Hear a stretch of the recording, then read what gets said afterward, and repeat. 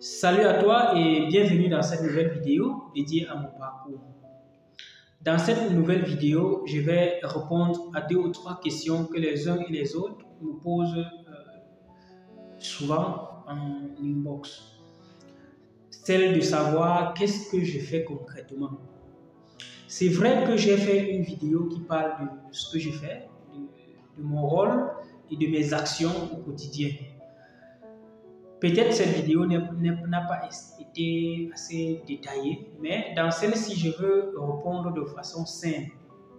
Mon rôle au sein de l'entreprise, c'est de transformer les besoins des clients en solutions fonctionnelles. Nous travaillons, déjà je fais dans le domaine du développement des logiciels pour des entreprises, pour des commerçants, pour des PME, pour des particuliers et même pour des organisations. Mon rôle donc, c'est de pouvoir recueillir les besoins des clients pour une solution précise et de proposer la solution qui va permettre de répondre aux besoins de ce client. C'est-à-dire, vous êtes une entreprise, par exemple, vous avez besoin de mettre en place une solution ou un logiciel qui va vous permettre d'avoir plus de visibilité sur votre activité en termes de gestion, en termes de comptabilité ou en termes de promotion de votre business en ligne sur votre plateforme. Mon objectif, c'est de venir auprès de vous, recueillir ces besoins-là, de transformer ce besoin-là sous forme de solution qui sera ensuite implémentée. C'est-à-dire quoi? Je suis en quelque sorte un intermédiaire entre le client qui a besoin d'une solution et le développeur qui va coder, par exemple, cette solution-là.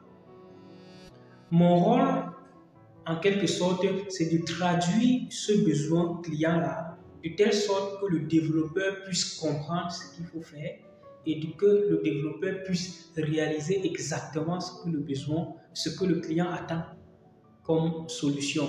Donc, c'est exactement ce que je fais. Je veux donc intervenir dans les phases du recueil des besoins. Donc, c'est-à-dire, lorsque le client dit « je veux ceci, je veux une application, je veux un site internet, je veux pouvoir communiquer à travers mon site internet ». Lorsque le client me raconte tout cela, je formalise donc ce besoin-là et au sortir de cette formalisation-là, je fais des prototypages, c'est-à-dire une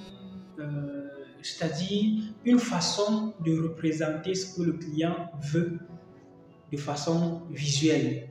Lorsque j'ai ce visuel-là, je m'accorde donc avec mon client et pour qu'il puisse apporter des changements, pour qu'il puisse me dire si les éléments que j'ai formalisés au sein de mes prototypes vont exactement répondre aux besoins qui est le sien. Une fois cette étape terminée, je vais donc par la suite expliquer ces interfaces-là, dire ce que ces interfaces-là sont censées faire, dire les résultats qu'on attend et les traitements qui seront faits, par exemple. Lorsque je fais cela, donc, le développeur implémente exactement ce que j'ai décrit ou ce que j'ai spécifié, ce qui fait donc à la suite du développement, je retourne donc vers le client avec la solution qui est déjà implémentée.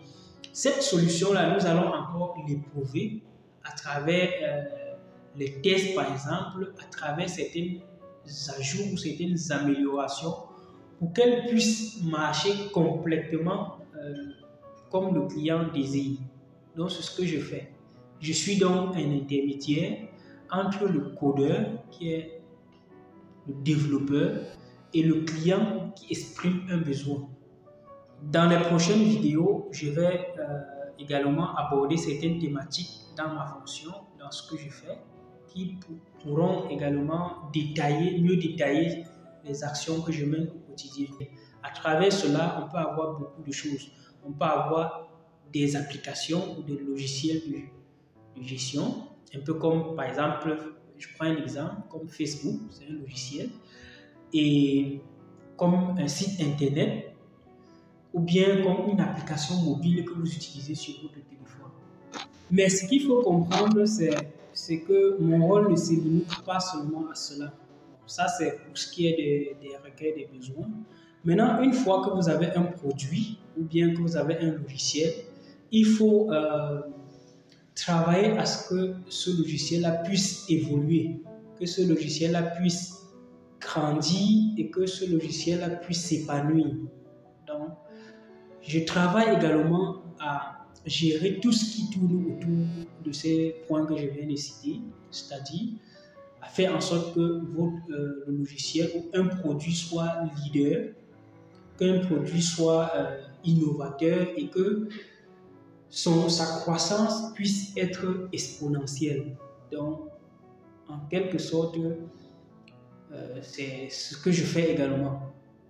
Et cela passe par plusieurs actions, plusieurs activités que je vais certainement détailler dans mes prochaines vidéos.